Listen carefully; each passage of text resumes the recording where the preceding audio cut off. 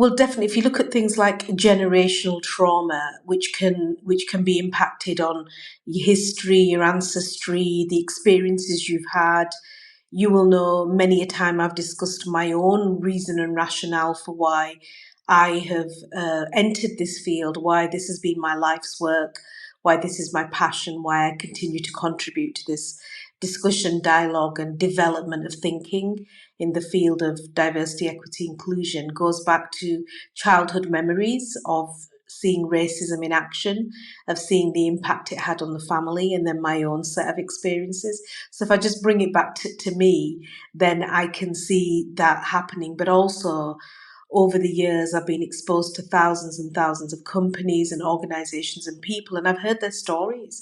I've heard their testimonies. I've heard the pain. I've heard the impact of all of the trauma, the way it manifests itself, of not feeling accepted, of not feeling included, of not feeling validated, of not feeling understood.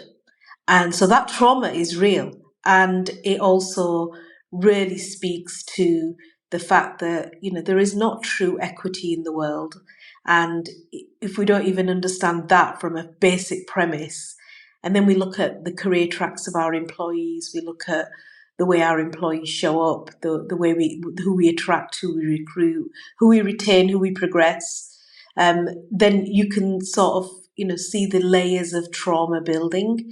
But nobody comes to a workplace devoid of experiences, socialization, conditioning.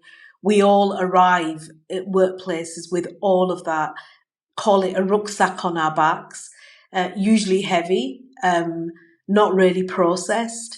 And then when you're in the workplace, if there's not that acknowledgement, if there's not a culture of inclusion, it can actually be amplified, magnified, and additional layers are added to that trauma.